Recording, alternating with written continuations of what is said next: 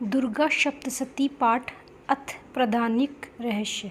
ओम सप्तशती के इन तीनों रहस्यों के नारायण ऋषि, अनुष्टुप छंद तथा महाकाली, महालक्ष्मी व महासरस्वती देवता है। शास्त्रों तक फल की प्राप्ति के लिए जप में इनका विनियोग होता है।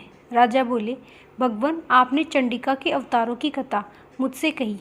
ब्रह्म, अब इन अवतारों की प्रधान प्रकृति का निरूपण कीजिए। द्विज श्रेष्ठ, मैं आपके चरणों में पड़ा हूँ। मुझे देवी के जिस स्वरूप की और जिस विधि से आराधना करनी है, सब यथार्थ रूप से बताएं। ऋषि कहते हैं, राजन, यह रहस्य परम गोपनीय है। इसे किसी से कहने योग्य नहीं बतलाया, किंतु तुम मेरे भक्त हो, इसलिए तुमसे कहने योग्य मेरे पास कुछ भी नहीं। त्रिगुणमयी परमेश्वरी महालक्ष्मी ही सबका आदि कारण है। वे ही दृश्य और अदृश्य रूप से संपूर्ण विश्व का व्याप्त करके स्थित हैं। राजन, वे अपनी चार भुजाओं में मातुंगलु, बिजोरे का फल, गदा, खेट, ढाल वे पानपत्र और मस्तक पर नाग, लिंग तथा योनि इन वस्तुओं का धारण करती हैं। तपाए हुए सुवर्ण के समान उनकी कांति है। तपाए हुए सुवर्ण के ही उनके भूषण हैं।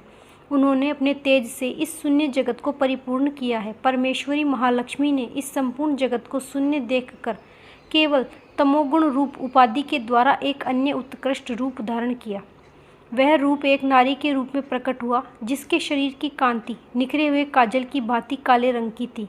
उसका श्रेष्ठ मुख दाढ़ों से सुशोभित था, नेत्र बड़े बड़े और कमर पतली थी। उसकी चारों भुजाएं ढाल, प्याले और कटे हुए मस्तक से सुशोभित थी। वह वक्ष स्थल पर कबंध, धड़की तथा मस्तक पर मुंडों की माला धारण की हुई थी। इस प्रकार प्रकट हुई स्त्रियों में श्रेष्ठ तामसी देवी ने महालक्ष्मी से कहा, माता जी, आपको नमस्कार, मुझे मेरा नाम और कर्म बताइए। तब महालक्ष्मी ने स्त्रियों में से श्रेष्ठ उस तामसी देवी से कहा, मैं तुम्हें नाम प्रदान करती हूँ और तुमको जो कर्म है उनको भी बतलाती हूँ। महामाया, महाकाली, महामारी, क्षुधा, तृषा, निद्रा, तृष्णा, एक वीरा, काल रात्रि, दुरत्या, ये तुम्हारे नाम हैं, जो कर्मों के द्वारा लोक में चरितार्थ होंगे। इन नामों के द्वारा तुम्हारे कर्मों को जानकर जो उनका पाठ करता है वह सुख भोगता है। राजन, महाकाली से यो कहकर महालक्ष्मी ने अत्यंत शुद्ध सत्व गुण के द्वारा दूसरा रूप धारण किया, जो चंद्रमा के समान गौर वर्ण था। वह श्रेष्ठ नारी अपने हाथों में अक्षमाल, अंकुश, वीणा, पुस्तक धारण किए थी। महालक्ष्मी ने उसे भी नाम प्रदान किए, महाविद्या, महावाणी, भारती, वाक, सरस्वती, आर्या, ब्राह्मी, कामधेनु, वेद गर्भा, बुद्धि की स्वामिनी, ये तुम्हारे नाम होंगे। तदंतर महालक्ष्मी ने महाकाली और महासरस्वती से कहा, देवियों, तुम दोनों अपने अपने गुणों के योग्य स्त्री पुरुष के जोड़े उत्पन्न करो। उन दोनों से यो कहकर महालक्ष्मी ने पहले स्वयं ही स्त्री पुरुष का जोड़ा उत्पन्न किया। वे दोनों हिरण्य गर्भ, निर्मल ज्ञान से उत्संपन्न, सुंदर तथा कमल के आसन पर विराजमान थे। उनमें से एक स्त्री थी और दूसरा पुरुष। तत्पश्चात माता महालक्ष्मी ने पुरुष को ब्रह्म, विद्ये, विरिंच तथा धात इस प्रकार संबोधित किया। स्त्री को श्री, पद्मा, कमला, लक्ष्मी इत्यादि नामों से पुकारा।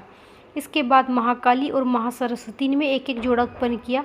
इनके भी रूप नाम मैं तुम्हें बतलाता हूँ। महाकाली ने कंठ में नील चिन्ह से युक्त लाल भुजा, श्वेत शरीर, मस्तक पर चंद्रमा का मुकुट धारण करने वाले पुरुष को गोरे रंग का स्त्री को जन्म दिया। वह पुरुष रुद्र, शंकर, स्थायु, कपर्दी, त्रिलोचन के नाम से प्रसिद्ध हुआ। स्त्री के त्रयी विद्या, कामधेनु, भाषा, अक्षरा और स्वरा ये नाम हुए। राजन, महाराज सरस्वती ने गोरे रंग की स्त्री और श्याम रंग के पुरुष को प्रकट किया। उन दोनों के नाम से भी मैं तुम्हें बतलाता हूँ। उनमें पुरुष के नाम विष्णु, कृष्ण, ऋषिकेश, वासुदेव, जनार्दन हुए। स्त्री उमा, गौरी, सती, चंडी, सुंदरी, सुभगा और शिवा इन नामों से प्रसिद्ध हुई। इस प्रकार तीनों युवतियाँ ही तत्काल पुरुष रूप को प्राप्त हुई। इस बात को ज्ञान नेत्र वाले ही समझ सकते हैं, दूसरे अज्ञानी जन इस रहस्य को नहीं जान सकते।